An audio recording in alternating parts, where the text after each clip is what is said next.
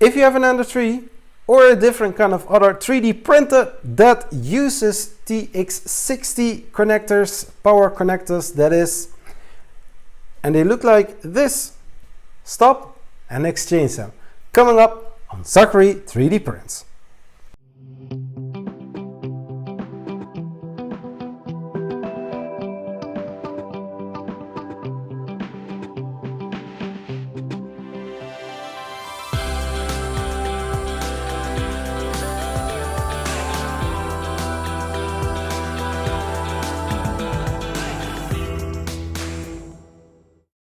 Hello, this is Zachary from Zachary 3D Prints, bringing you how to reviews and many other cool things you can do with 3D printing.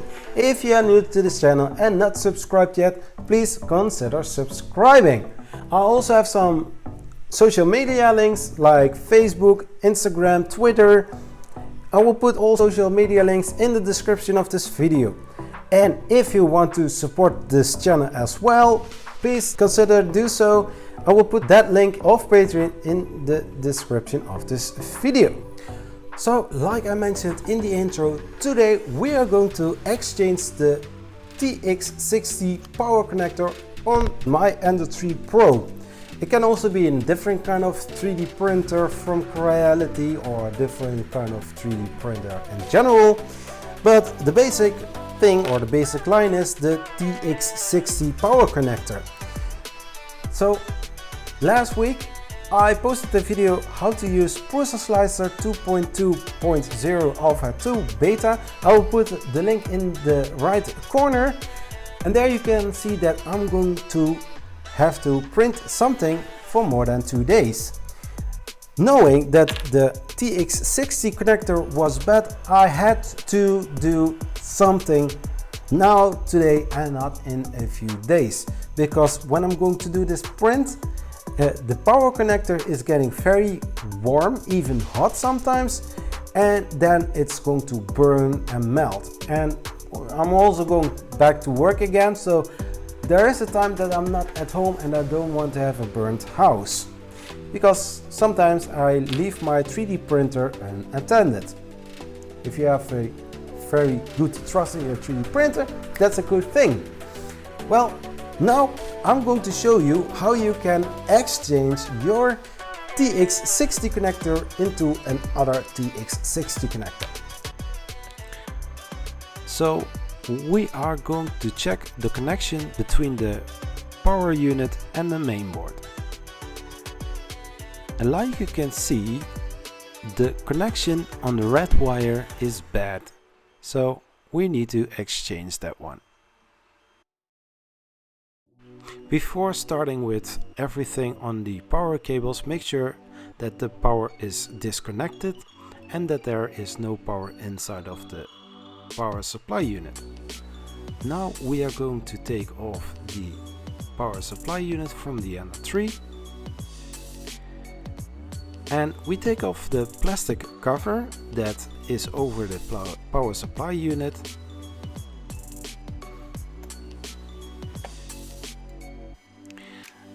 Please make sure that all wires are connected very tight on the power supply unit.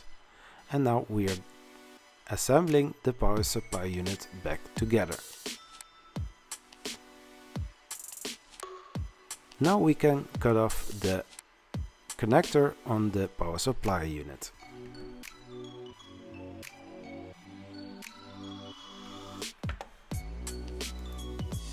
Now we go on the back side of the Ender 3, and we're also going to take the bad connector off the cables there. We can also prep the cables to make sure that we can solder the wires to the new TX60 connector, and make sure that the wires are cut evenly.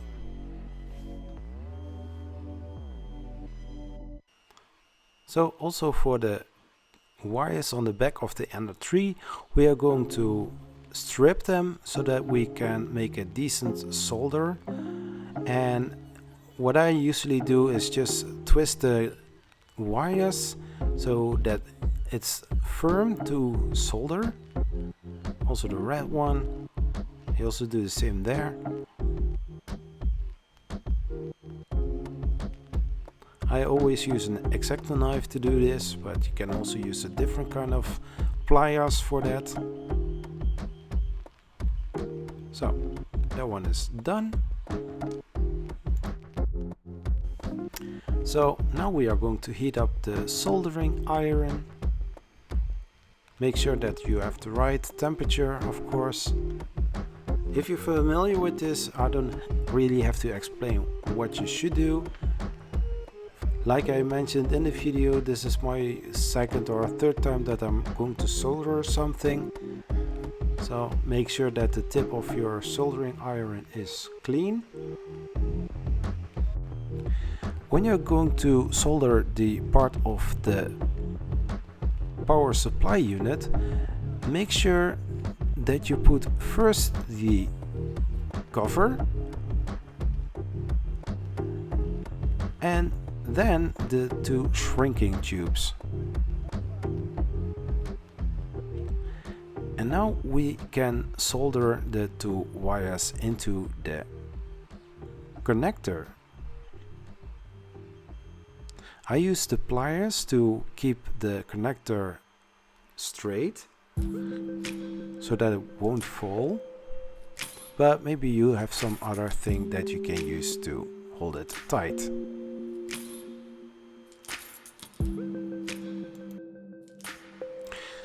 I found out that this part of the video wasn't that visible, so I'm sorry for that, and you missed just a little part of this soldering piece. I don't have any cameraman or camera girl that holds the camera while I'm recording this, but the other part you can see how I solder it to the connector. So the power supply unit is now ready to go, and it looks very nice. Now we are going to put the other connector to it to make sure that we don't mix the red and black cable around. So red by red and black by black. For this I use a soldering helper with those clamps, and when you are going to clamp them together, make sure that your wires are long enough to fit inside of the connector. This particular part you can put more wire into the connector than the other side, so make sure it's going fully inside of the connector before soldering. Let's get started.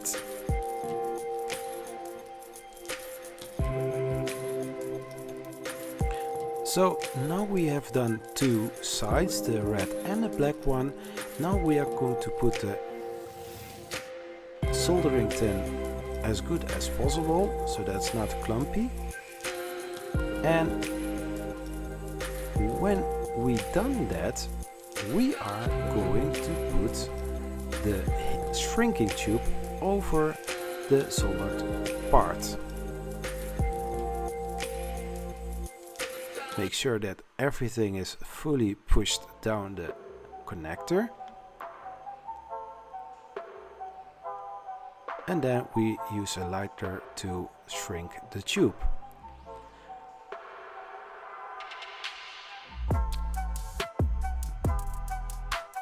Now we put back the cover over the connector. So we disconnect the power supply unit and we are going to put the power supply unit back to the ender tree.